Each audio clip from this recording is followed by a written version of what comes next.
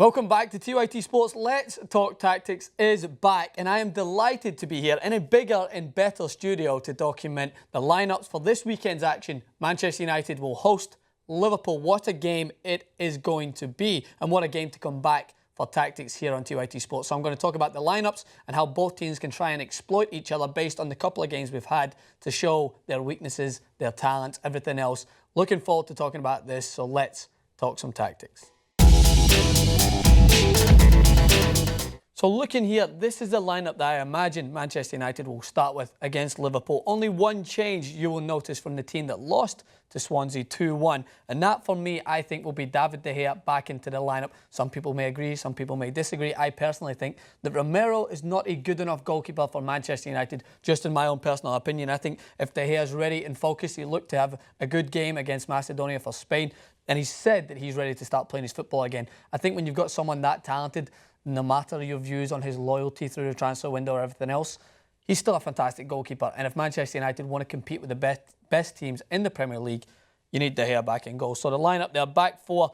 This is not what I would prefer to start with. I mean, there's a couple of changes in there. I think that Memphis didn't have a good game at all against Swansea, but then again, he had a great game against Bruges. So I still think that he deserves to start, but I would still try and find room for Ashley Young. I felt that Manchester United were more energetic when he came on against Swansea. But this is still the lineup that I feel Louis van Gaal will go with Schweinsteiger and Sneijderlin, trying to figure out their chemistry in the middle of the park, and that's something that I think needs to be worked on and will come with more games. So I'm going to talk about a few things that I noticed specifically against Swansea that just have to be, one, put out there, and many people might be like, oh, that's obvious, but it's not that obvious because Manchester United continue to do this in specific games. So the first thing is defences, lapses and concentration. This is what I was always taught from a young age, was the horseshoe movement in defence. And I think that everyone that I spoke to know about this, especially I had to tell a few people here, a few of the Yanks in America weren't used to it, so I had to tell them.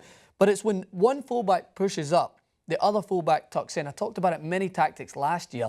Valencia suffered the same fate. And I hate to say it, but Darmian, despite his positive start, is sometimes caught out with this because Luke Shaw is so attacking as well. So in this example, what I want to point out is that when Luke Shaw pushes up as he does, he always bombs up. When he cuts across, Blin has to move across, Smalling has to tuck in, and therefore Darmian has to come in. And the goal which Manchester United lost to Ayew's run, it's a little harder because he was playing out wide. So just imagine this is Swansea. I know it's yellow because I'm obviously thinking ahead for Liverpool. But Ayew's run, he drifted in the middle, all right? And he found this gap. But Darmian was not in here. Darmian was caught up. So Smalling is in two minds. He doesn't know whether to pick up Ayew or pick up Gomez. Gomez then starts to make the run in between them. So they're caught. They don't understand. Blind and Smalling are not on the same page for me at this moment. So they didn't know who to pick up. And Ayew drifts in behind. He comes into this run. The ball came in from this side. And a good cross nonetheless. But Darmian, for me, has to be tucked in here. He has to give Smalling the opportunity to either cover Daley Blind, because he was isolated many times with Gomez, or to just go ahead and take the man. Take Ayew. You don't have to worry about Gomez because you know that Darmian's going to cover you. You need one person in there at all times to cover.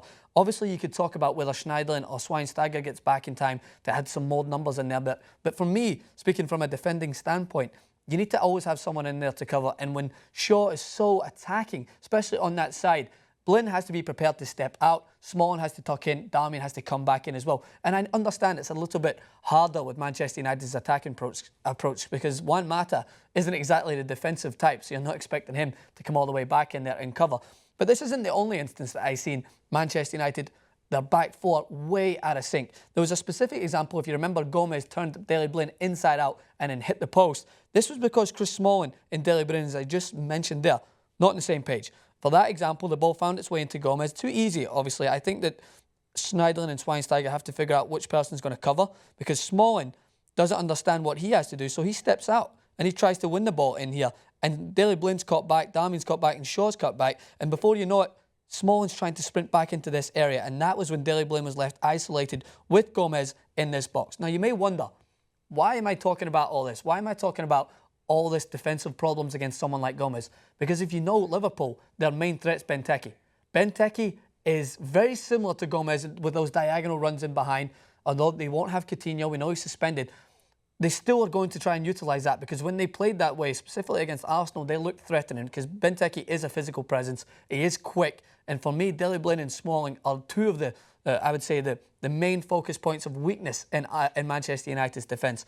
So that has to be sound. That has to be tucked in. Darmian has to make sure to cut in whenever Shaw pushes up. So those are a couple of defensive issues that I think have to be sorted. But let's talk about what Manchester United can do to exploit Liverpool's defence.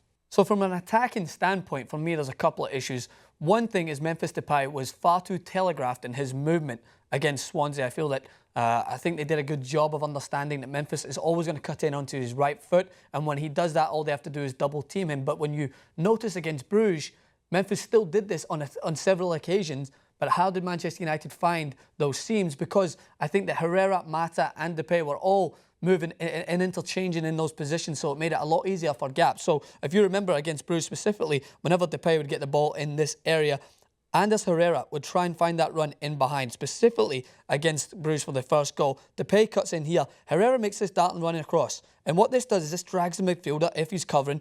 Let's remember Liverpool are going to play with 3 in the middle. They might change it up, I'm not sure. But if they do, this is fantastic for Manchester United. So if this is Lucas isn't known for his pace. So hopefully Anders Herrera does drag Lucas into this area with those diagonal runs. And then what will happen is Wayne Rooney will either find space, Depay can find his way in here. And if it is so telegraphed, talking about telegraph, that Dejan Lovren, who is as reliable as Wayne Rooney's hairline on a windy day to stay in that back line, will step up. He'll come up and he'll try and win that ball in there off of Memphis Depay because he loves to step. It is so obvious. Watch their game against West Ham. Tell me that 2 out of those 3 goals were not Dejan Lovren's fault because he steps up way too high. He tries to win the ball when he doesn't have to. So you want Depay to encourage him. You want him to try and step out. And when he does that, you're going to find a gap in here where Mata can find his way in behind, which they did so well against Bruges as well. Or Wayne Rooney can try and find those seams inside the box. But I think this all stems from Ander Herrera's run and Mata's runs because when those 3 players interchange, Wayne Rooney doesn't feel the need to drop his deep because when you get Rooney in these areas, he's not as useful. Specifically when you see him with England, he tries and takes up that higher point. When you see him against Bruges, when he had the hat-trick, all of his goals came from inside the box. That's where you need to get this season's Wayne Rooney. And to do that, you have to be more flexible with that front 3 and try and find those seams in that movement in behind. So that's my only point here with Liverpool is to focus on drawing out their centre-backs. I've repeated this last season, as some will probably point out, but when they consistently start Dejan Lovren, who I criticise more than any other defender, I think, in the world, and rightly so, seeing his performance against West Ham, you have to exploit this. If Brendan Rodgers is smart, he'll try and find a replacement, but I don't think he has anyone in there to do that. So with Lovren still playing, I think that if you try and find those gaps in between that line between the centre midfielder and the defender, he's going to step out. It's a magnet to him. He loves to come out and try and win the ball.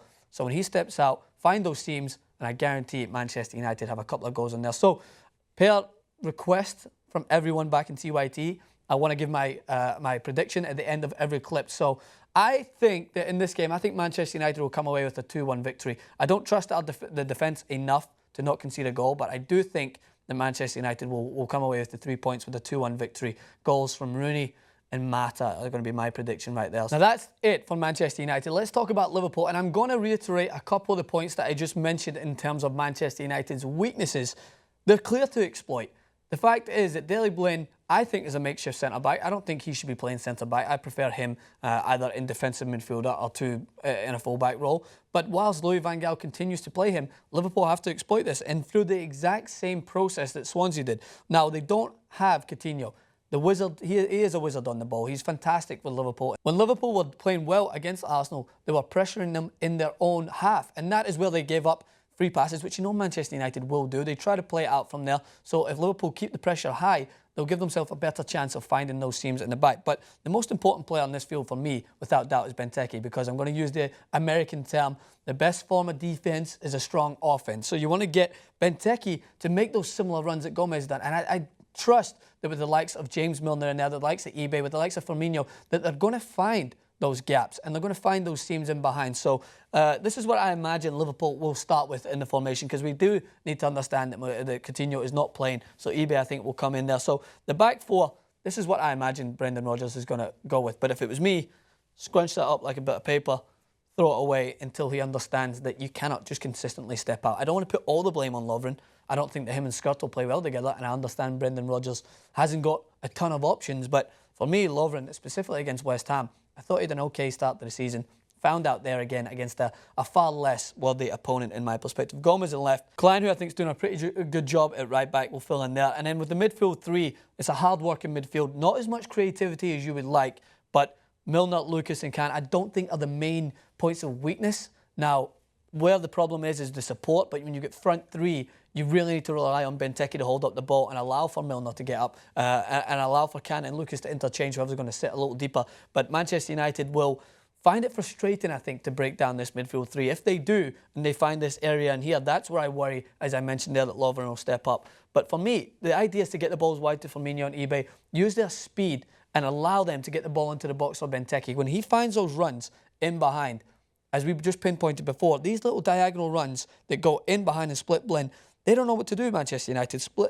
Blin and Chris Smalling were so split on several occasions against Swansea, and if I was Brendan Rodgers, I'd be focusing most of my pre-match tactical analysis around this. Split those two and you might find the gaps in there. But per request from everyone last season and per suggestion from Jason Rubin this season to continue, I want to give my prediction. So my prediction in this game, I think it's going to be a 2-1 win for Manchester United. I can imagine goals from Rooney and Mata. I think that Manchester United's defence is not strong enough to keep a clean sheet, even though they might have the hair back in goals. I just still fancy Liverpool to grab a goal. But overall, I think there's going to be 3 points for Manchester United. It would be a great win for Liverpool nonetheless. But let me know what you guys think. Comments in the section below. If you're watching before the game, let me know what you thought of the analysis. How would you structure your lineup if you're a Liverpool fan or a Manchester United fan or just a neutral football fan? If you're watching after the game, did I get my prediction right?